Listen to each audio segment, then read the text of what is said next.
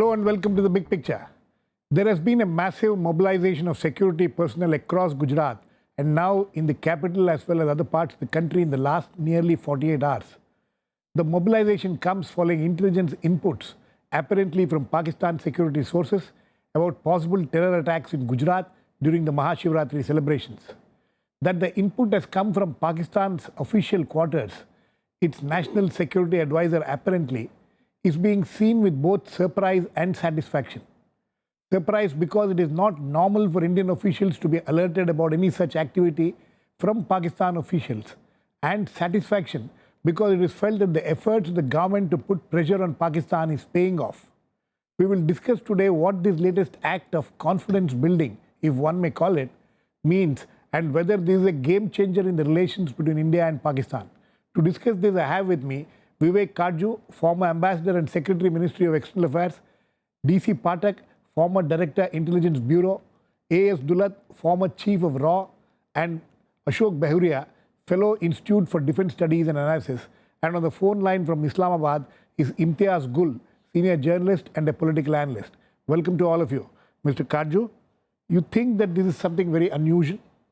It is, of course, unusual. I think it well may be the first time when such an input has been received, though we have Mr. Pathak and Mr. Dulat here who will be able to shed more light on this. But I think we shouldn't exaggerate its significance. Prima facie, a tip-off is important.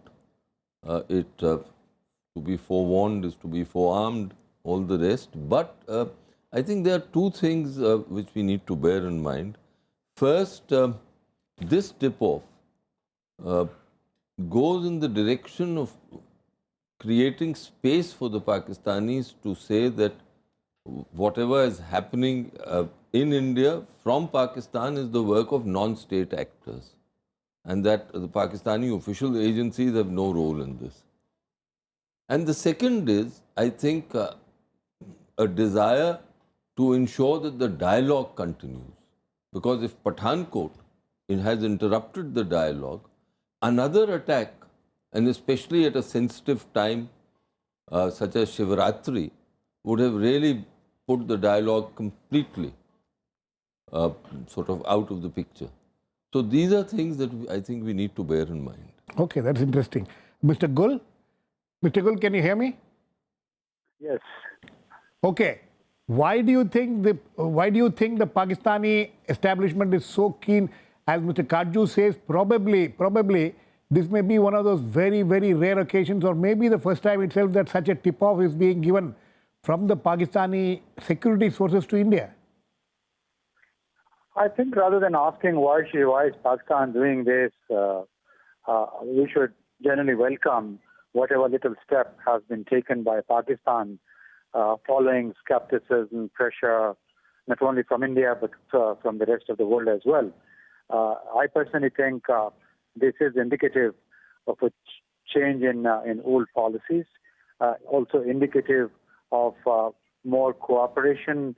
We cannot really call it a game changer, but it certainly is a big step forward towards changing the India-Pakistan relations metrics. And I think if this can continue, and because of this, the momentum picks up, I wouldn't be surprised that there will be much greater cooperation, and that can really translate into a game changer as far as the bilateral relationship is concerned. Okay, that's interesting. I'm sure everybody welcomes what has happened. I don't think anybody would have any second thoughts on that. Mr.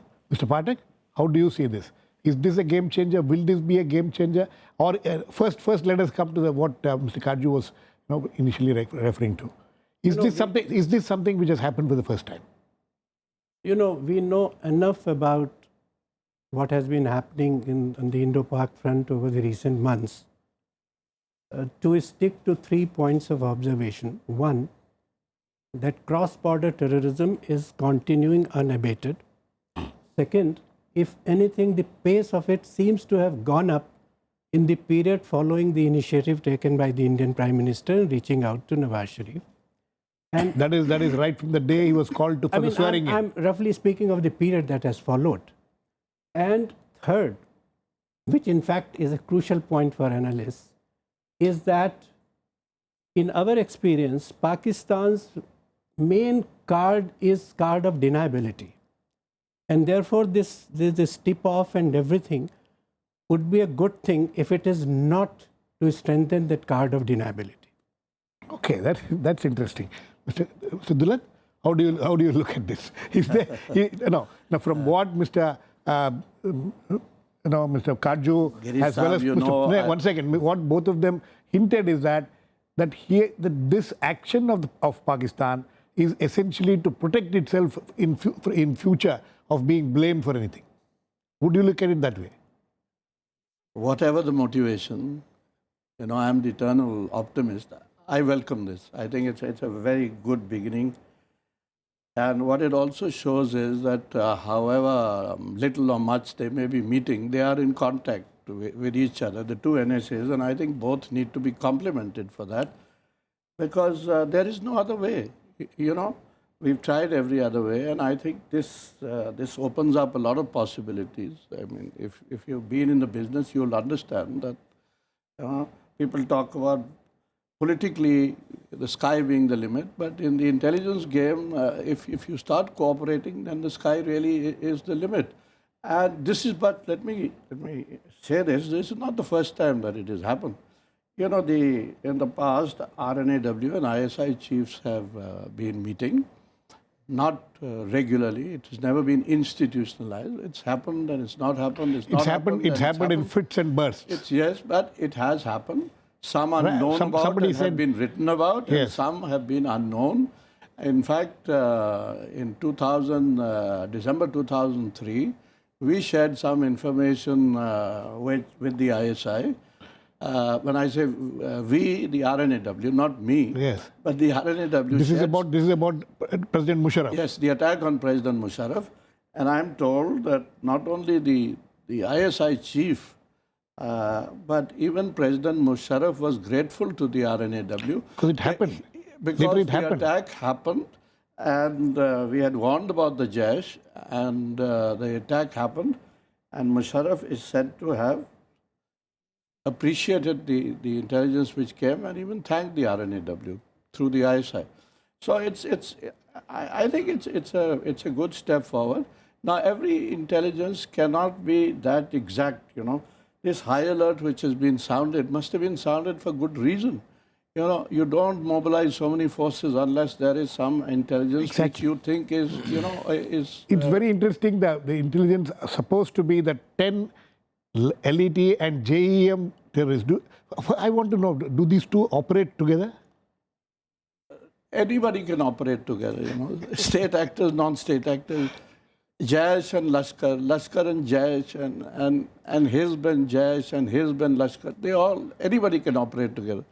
That's not really the point. The point, I think the crucial thing here is that there is intelligence which has been shared by the Pakistan NSA with our NSA. Right. Now, whether that leads to anything or not, then it is for us to take a call later, because every terror attack, every terror alert doesn't necessarily mean there will be an attack or that somebody will get nabbed. But at least somebody is giving you some intelligence. Right. And the seriousness with which the Indian government seems to have taken it and the kind of mobilization they have done means that there is some substance to this input. No, I think if, as is being said, that this input has come from the Pakistan NSA to our National Security Advisor, the government cannot but take it seriously. Right. How can it not take it seriously? It has to mobilize then every possible defense to prevent a terrorist attack, especially if he's saying that their 10 of them have 10 of them have gone across. Okay. Ashok, how do you look at this? Would you like to? Yes. Do you look at it as Mr. Katju and Mr. Pathak were talking about the motivation? Is the motivation important here of the Pakistan government in exchanging this kind of information, or you think that this is something which we should keep it aside and look at it, as Mr. Gul says, as a positive development, as Mr. Gul and Mr. Dulat says? Well, it indicates a change in mood. But I was just tracking the social media today, and what I learned is that We are yet to know what kind of intelligence was shared, whether it could have been shared before the intrusions took place, or it could have been averted. So what is the nature? Was it based on intercepts, or was it based on the interrogations they are conducting at the moment on Jaish-e-Mohammed operatives and things like that? So we are yet to know. The picture is not that clear yet. And in social media, they are saying that should we rely on this kind of information? Such kind of skepticism is there. But I would like to tell you that if it signals a change of perception in Islamabad and a change of direction in Islamabad as far as the India policy is concerned, then it is welcome. But I will try to caution you on this as well, in the sense that I was tracking the vernacular media in Pakistan for the last few weeks, and the kind of rhetoric that is in display in Islamabad vis-a-vis India's role in Afghanistan is quite disturbing. This was not there a couple of weeks back, but now this has made a return as far as the vernacular media is concerned. And another interesting thing that all these guys are saying that India is the principal enemy, and not TTP or internal security situation, because we have already taken care of the internal security situation at the moment.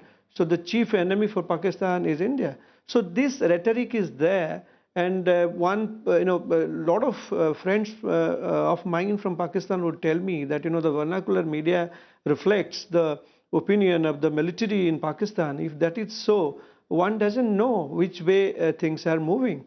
Way back in 2003, when our intelligence said something on Musharraf, on attack on Musharraf, things were slightly different. I think Musharraf had gone around and tried to change the equation with India. He had staged a Kargil on us, and after that he had perhaps to realize the futility of it. But one doesn't know how it is panning out at the moment. But keeping my skepticism aside, I'm ready to say that this could signal a change, a positive change of attitude in Islamabad.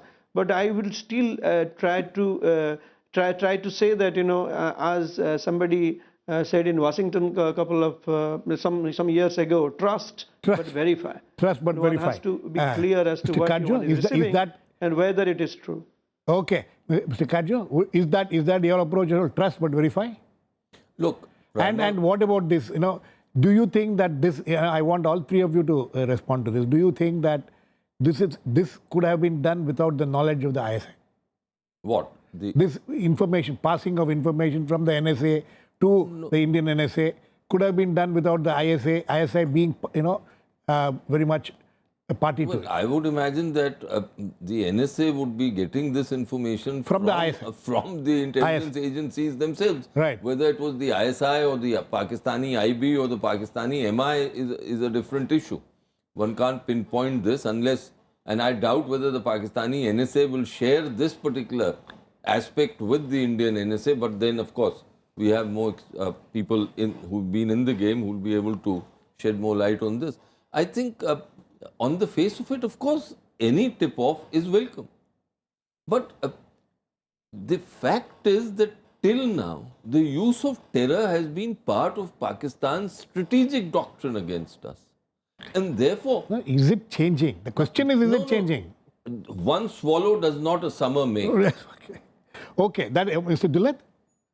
Yeah, I don't know whether it's changing or not. We have to wait and watch. But what I will say what Ashok says. Ashok is talking about the skepticism, the kind of responses in the vernacular media. He studies Pakistan day and night. He would know much more and much better.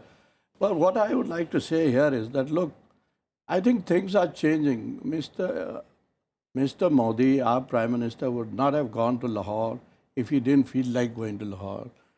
And I think there has been a huge investment on his part.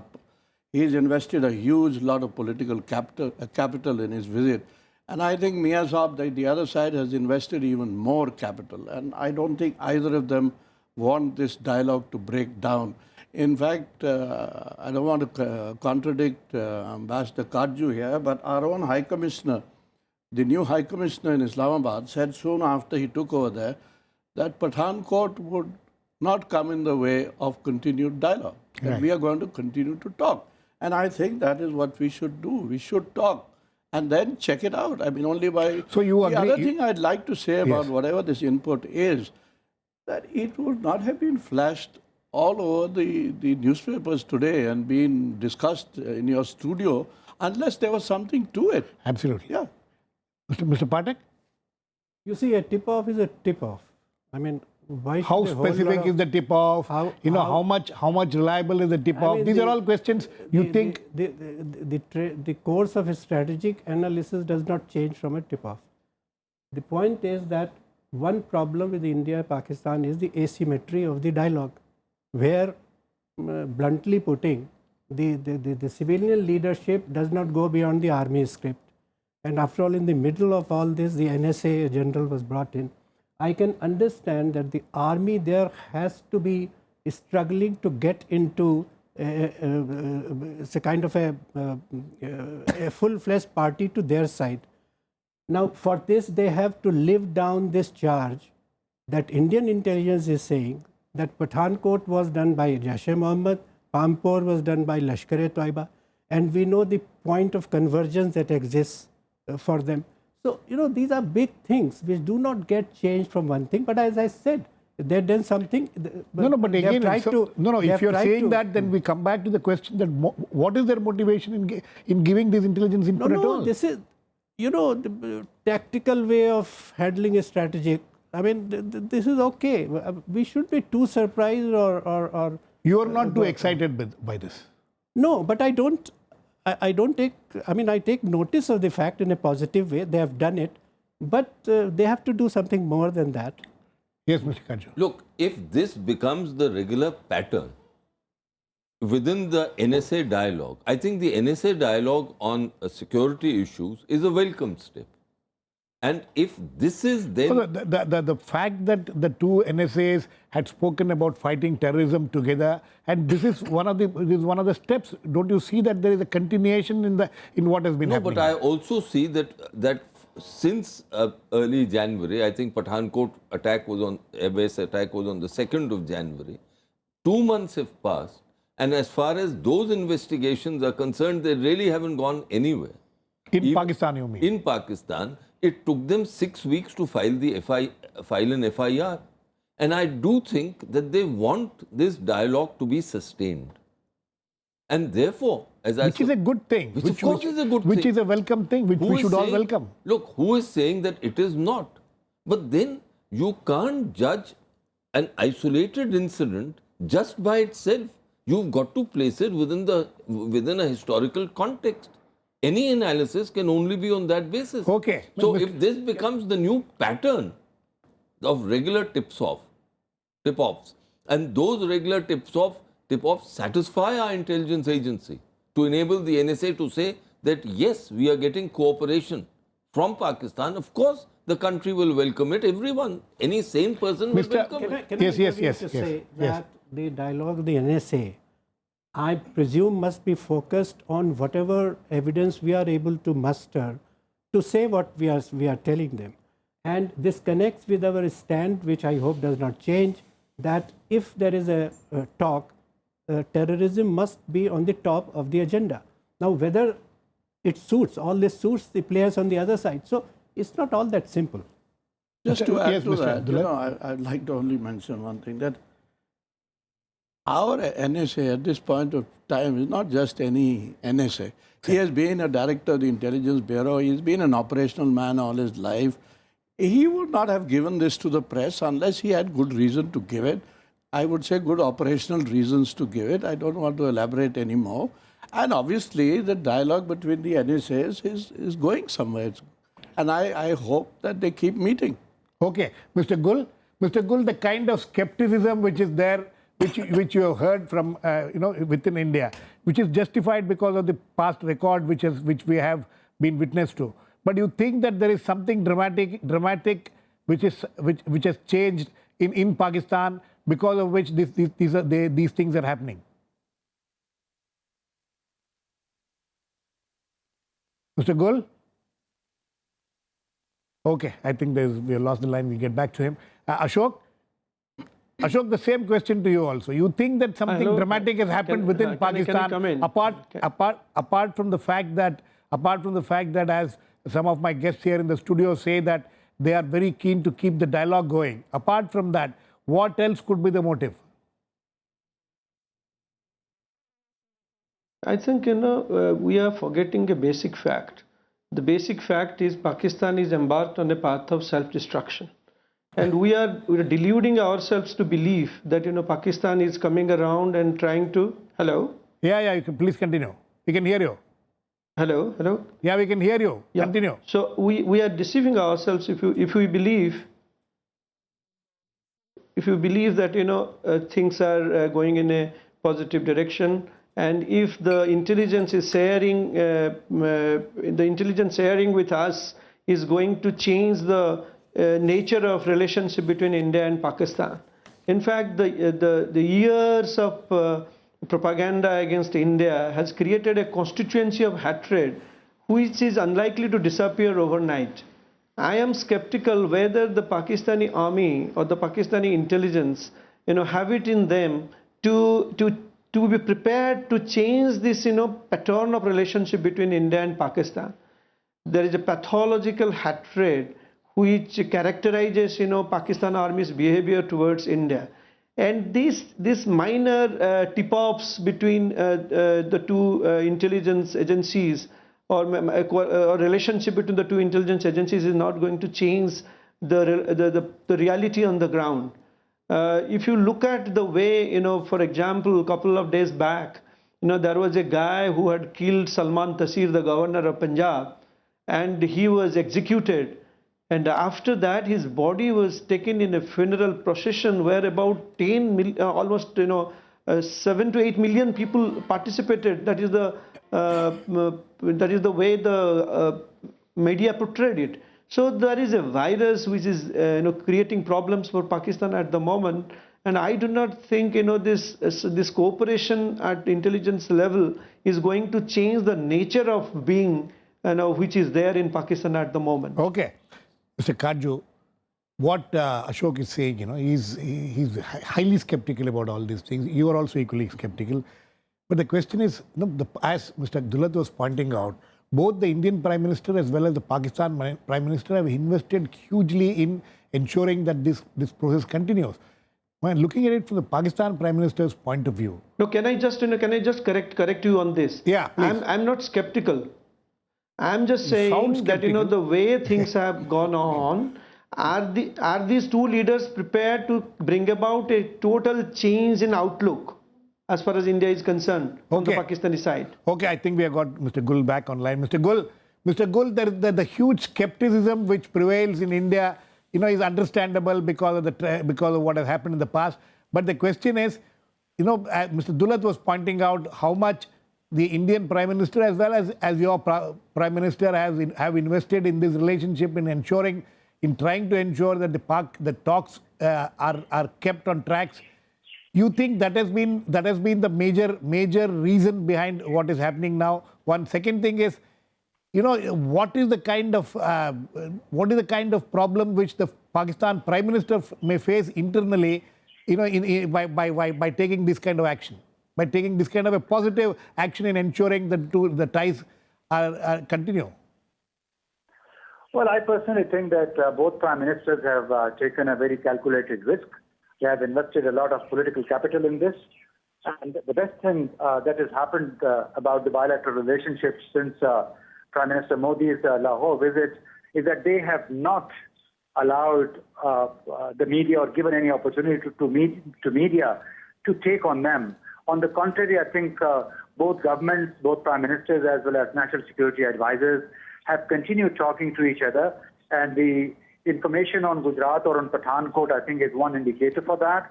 And this is, I think, what everybody should be looking up to. And one would hope that the dialogue at the highest level continues and that they keep creating space for officials from both countries to at least resume the dialogue. We also have to keep in mind, there is a lot of skepticism, of course, in India, but I would request my friends in India that usually states take a little while to give up on old policies. It's always very difficult for states to extricate themselves from their stated positions vis-a-vis their neighboring countries. And I think thirdly, it's also very difficult for two neighborly countries to live in a perennial state of conflict. Possibly this is the realization that has come through the context between Mr. Modi and Mr. Nawaz Sharif. And as for the problems for Nawaz Sharif, one would assume that there will be a lot of problems. There will be a lot of naysayers, opposition to his overtures to India. But the test of the Pakistani government, of the Pakistan military, would lie in perseverance, in persevering the outreach to the Indian government. And the same obviously would be expected from India, from New Delhi, just because it takes two to tango. Right. No, in fact, that's exactly the point being made here that, as Mr. Katju said, one swallow doesn't make a summer. So you are also saying that perseverance is very important. Yes, Mr. Katju? No, you see, this exhortation of Imtiaz is all well and good. But the question is that is the other Sharif equally invested in this process? Mr. Gul, would you like to respond to that? There is no evidence Well, as I yet would to assume, indicate we shouldn't... I would assume that the other Sharif is equally on board. There probably could be some problems, some irritation, some difference of opinion between the two Sharifs. But we should not separate them from the state of Pakistan. They are both equal stakeholders in the state of Pakistan and its policies. And we are just hoping that this time around, regardless of their personal differences, if there are some on the approach on relations with India or with Afghanistan, that they stay the same path. And that only then possibly could we charter a new path in our relations with India as well as with Afghanistan. Okay. Yes, Mr. Katju. The only problem is that the operative words in what Imtiaz's comment are assumption and hope. Now, one can't craft Indian policy on the basis of assumption and hope. What else do you have? On the basis of reality. What else do you have to... The basis of reality, past experience. Present situation. Okay, Mr. Dulat? No, I won't go into past experience because past experience has not always been very good. Yes. But the reality is, and I think we need to understand this reality, that neither Miazab and even less General Janjua could move a step without the other Sharif being on board. He could not be sharing intelligence on his own with the Indian NSA. So obviously, the other Sharif is on board. He might have reservations. He might not be as buoyant as Miazab is because he's not a politician. And let's face it. I mean, this is a fact in Pakistan that at the end of the day, the army does call the shots. Okay. But army does call the shots, but you think that if they are on board as far as this latest move is concerned, I think which means that this is a positive thing. As first, everybody seems to agree that this is a positive development.